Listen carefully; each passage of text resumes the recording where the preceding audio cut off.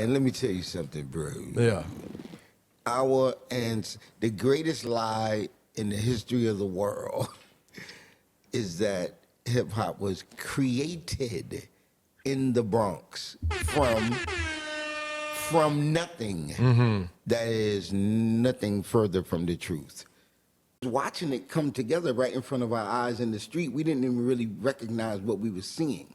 You know, in my community, when I moved from the Bronxdale projects, I moved to a community named Highbridge.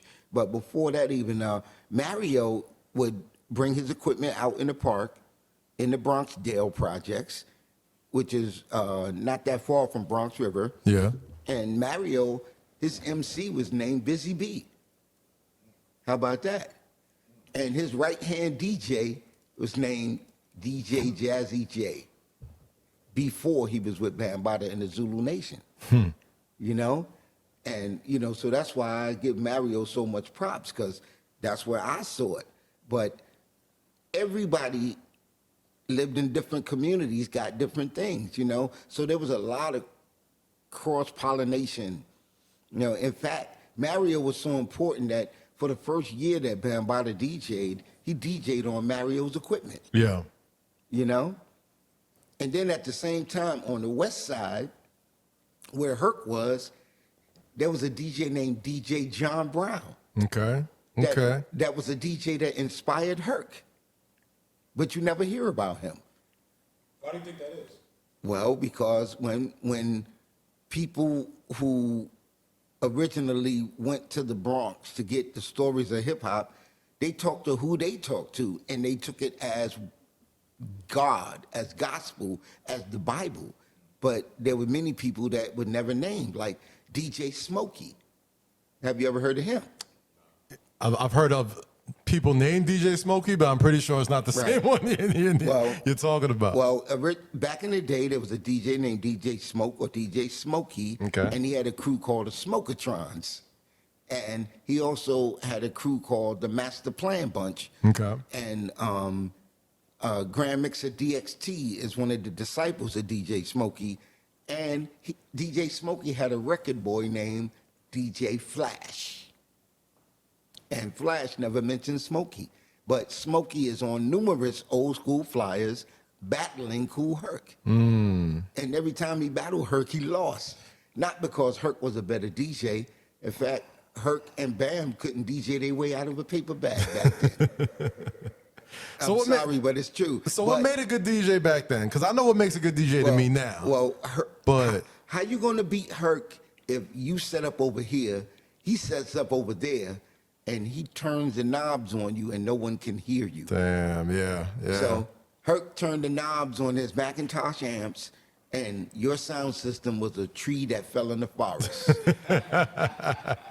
No one heard it. He was around, nobody heard that joint, man. Right. My goodness. But Smokey was playing break beats. Smokey had B-boys. Smokey was doing everything that Herc was doing.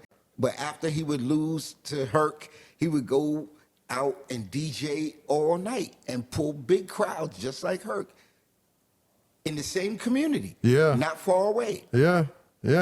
So a question I have, man, is, you know, I always say that not just hip hop, but just music, culture in general is usually designated by your surroundings, right? And what's going on in the world at that time, right? Yes, sir. You're in Highbridge in the Bronx, you know what I'm saying? It's the mid 70s or late 70s, I want to say. Early 70s. Early 70s. I don't want to age you too much.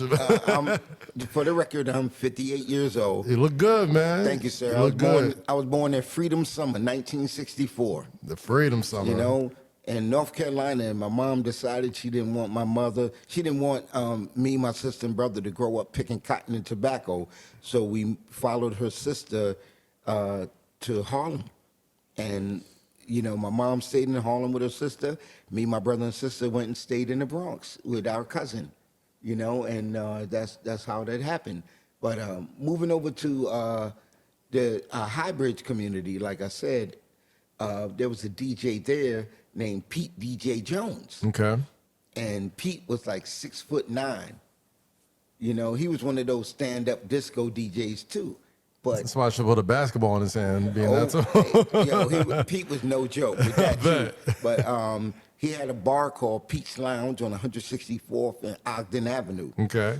And it was also named Club B&J at one point in history. But Pete used to mentor Hollywood, Love Buck Starsky, Curtis Blow, Busy Bee, and Grandmaster Flash. Damn, that's all the legends right there. Right. So if he mentored those DJs, how can you leave Pete DJ Jones out of the hip hop equation?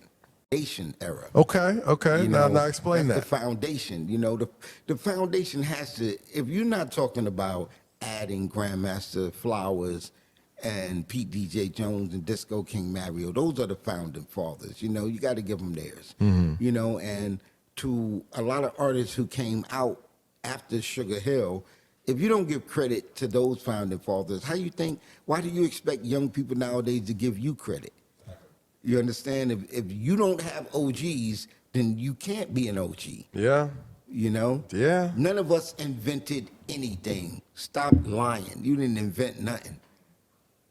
You know what I'm saying? Let's get that straight. Some people popularized things. Some people were more popular in their areas, but I guarantee you one thing. Whatever was going on in the Bronx, there were similar things going on in Chicago.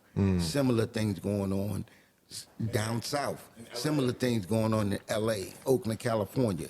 Different, but similar, because hip-hop did not happen in a bubble. It was the black community